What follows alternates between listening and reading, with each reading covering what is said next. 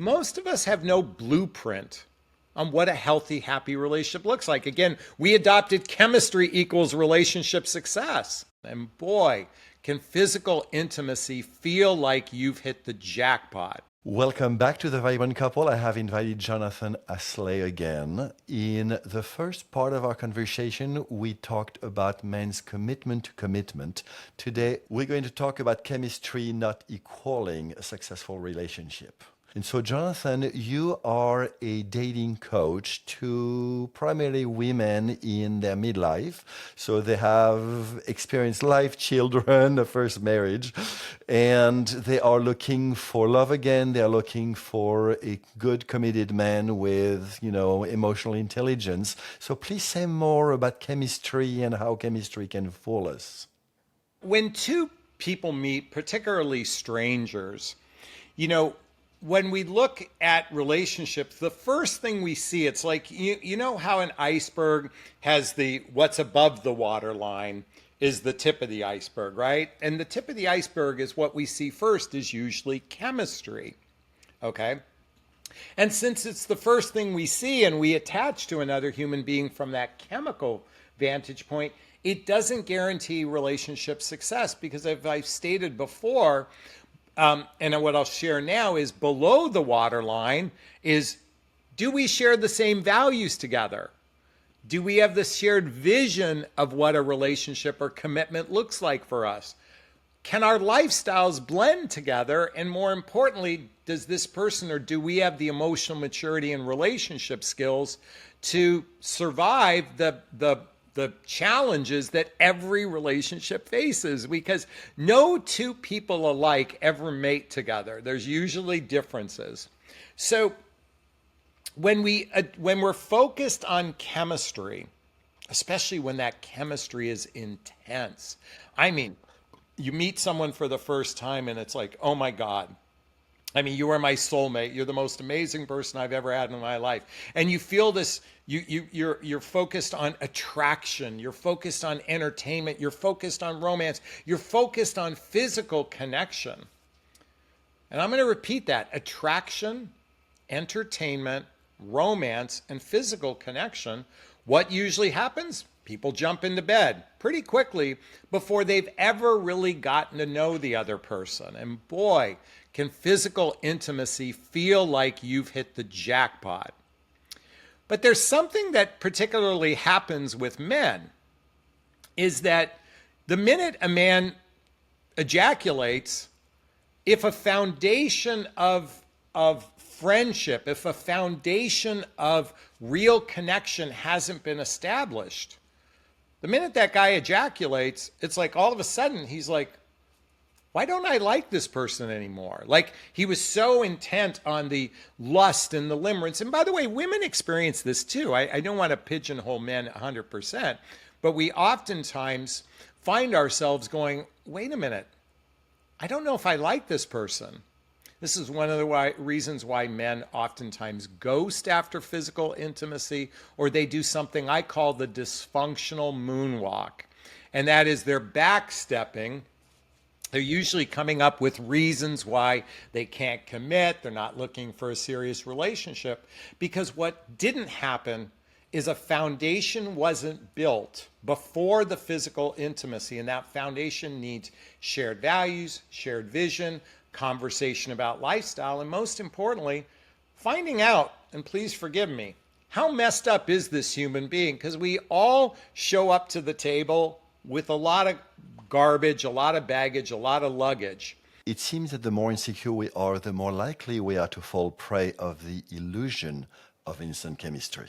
Anyone who's studied attachment theory, or which there's a wonderful book called Attach by Amir Levine and Rachel Heller. There's another book by Thais Gibson called Learning Love, or the book Wired for Love by Dr. Stan Tatkin. If you read any of these books, you'll understand attachment theory and how oftentimes we attach to another human being based on an insecure facet within ourselves. And it's because it represents a familiarity from our childhood. That's attachment theory. Then you could also read the book Getting the Love You Want by Harville Hendricks and Helen Hunt. They talk about the Imago. And Imago is Imago, Imago. And this is where we're attracted to someone who could be similar to both one of our parents from a behavioral standpoint. And so what happens is oftentimes we find ourselves in circumstances where we're actually dating one or both of our parents unbeknownst to us.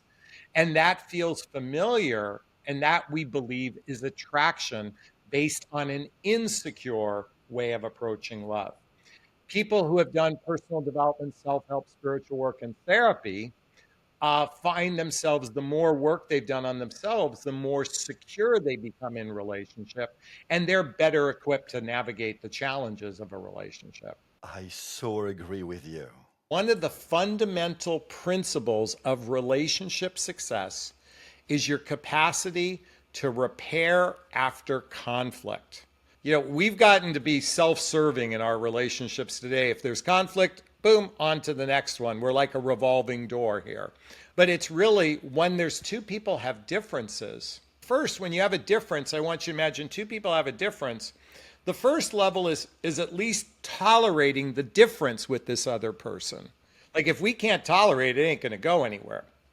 But the problem with tolerance, it creates a lot of resentment. So the next level up on this scale is understanding. Now, above understanding is acceptance.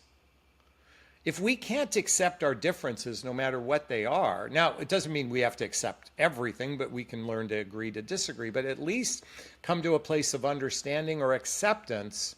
When you accept someone for where they're at, you're actually in a state of love. But let's go another level above acceptance. How about we appreciate the difference? There was a great movie that came out 40 years ago called When Harry Met Sally. And Sally, played by Meg Ryan, kind of had a very unique way of ordering food. It kind of bugged the heck out of Harry throughout the movie. But towards the end of the movie, he said, I love it that it takes you an hour and a half to order a ham sandwich. I love it that you think 70 degrees is cold. I love it that you get a crinkle inside your head every time you think I'm crazy. And the point is he went up the love scale, not tolerance, not understanding, not acceptance, but he learned to appreciate the peculiarities and the differences. And that's really going up the love scale. How do you ensure that your clients will over time build this mutual appreciation? What's missing in most dating environments is actually building a genuine friendship with another human being. I think when we can come to a state of actually liking somebody, I mean, not just enjoying their company, but you like this person for who they are, then it makes the process of love so much more enjoyable. I mean, I don't know about you, but I love my sister dearly, and I love her, but she drives me nuts. I don't necessarily like her, but I love her. I'm loyal to her. I would sacrifice for my sister. Okay. But I don't necessarily like her because we're two different people.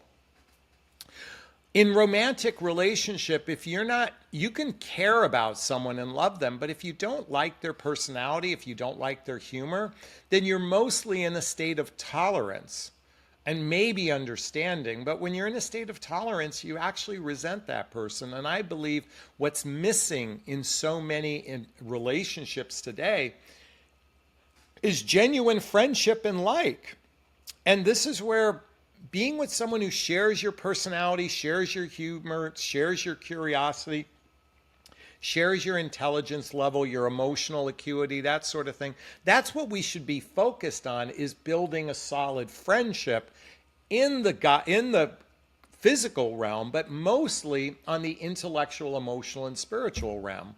And so what that requires is not being focused on the physical and really being focused on the emotional.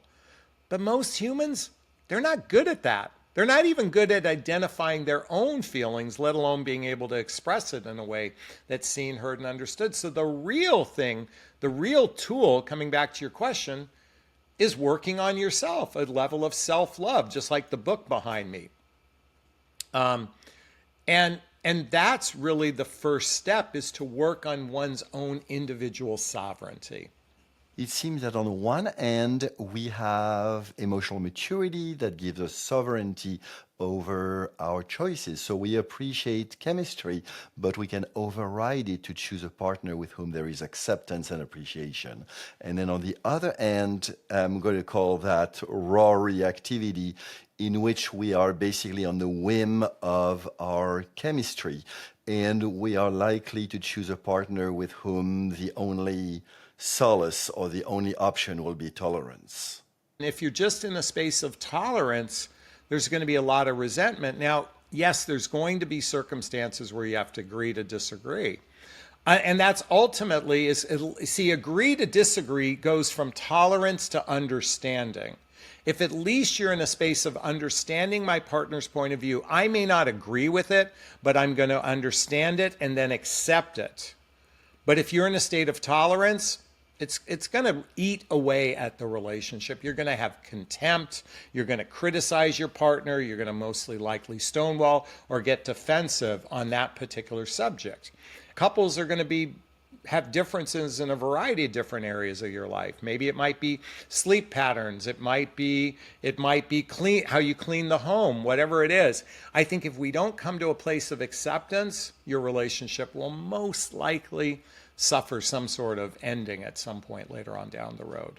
Such a powerful conversation. Thank you, Jonathan. Please hit the like button below, subscribe, and hit the bell so you can be notified when I publish part 3 and other juicy videos.